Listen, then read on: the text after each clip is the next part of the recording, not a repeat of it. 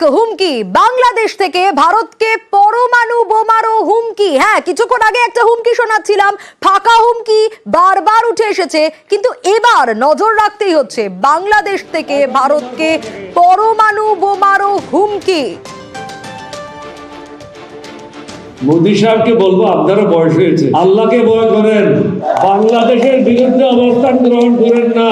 বাংলাদেশের সাথে পাঙ্গা দিলে এটা খুব কষ্টলি হবে। অ্যাটম বোমার ভয় দেখায়েন না, নিউক্লিয়ারের ভয় দেখায়েন না। আমাদের অনেক বন্ধু রাষ্ট্র আছে যাদের কাছে নিউক্লিয়ার বোম আছে এবং তারা দিতে রাজি আছে।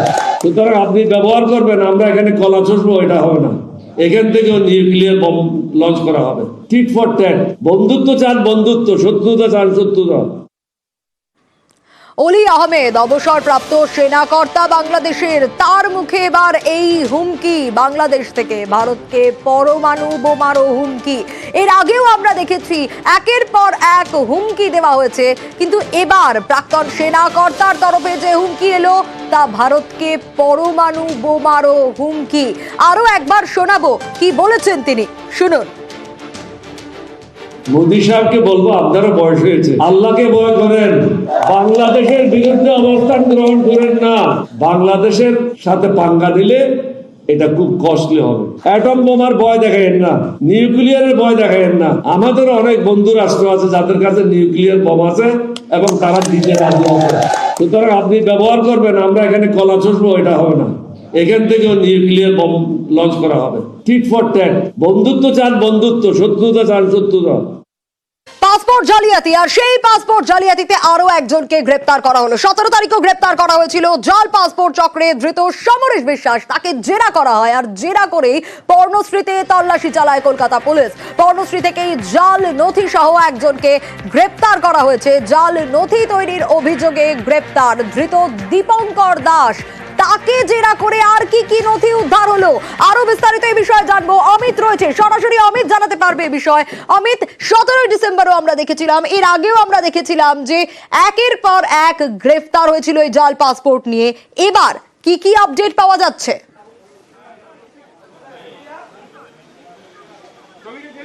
দেখো, দীপঙ্কর দাসকে গতকাল রাতেই গ্রেপ্তার করা হয়েছে পর্ণশ্রী এলাকা থেকে, এবং তাকে গ্রেপ্তার করার পর তাকে জেরা করে হরিদেবপুর থানা এলাকার একটি ডেরার বা একটি বাড়ির হদিশ পাওয়া যায়।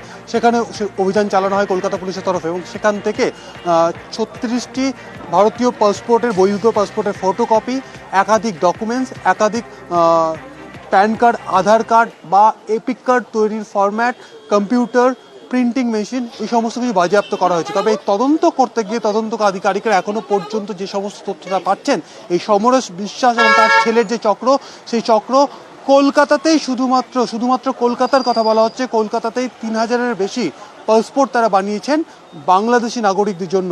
এছাড়া 3টি জেলাতে তার চক্র সক্রিয় ছিল, 2 চব্বিশ পরগনা এবং নদিয়া। এই 3টি জেলায় সীমান্ত পেরিয়ে বাংলাদেশ অনুপ্রবেশকারীরা এই দেশে এসছে, এবং এখানকার নাগরিক হিসেবে তাদেরকে ভুয়ো পরিচয়পত্র তাদেরকে বানিয়ে দেওয়া হতো, এবং সেই সমস্ত ভুয়ো পরিচয়পত্রকে ব্যবহার করেই তাদের নামে পাসপোর্ট ইস্যু হতো।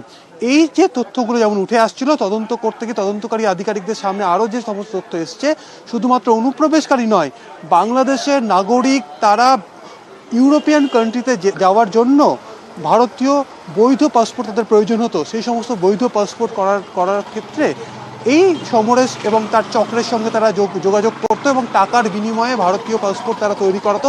এই বিষয়টি উঠে আসছে, এবং পুলিশের একাংশের যোগ কিন্তু উঠে আসছে, এমনটা কিন্তু পুলিশ সূত্র থেকে দাবি করা হচ্ছে। সব মিলিয়ে পাসপোর্ট চক্রে এখনো পর্যন্ত পুলিশের জালে গ্রেপ্তার 5।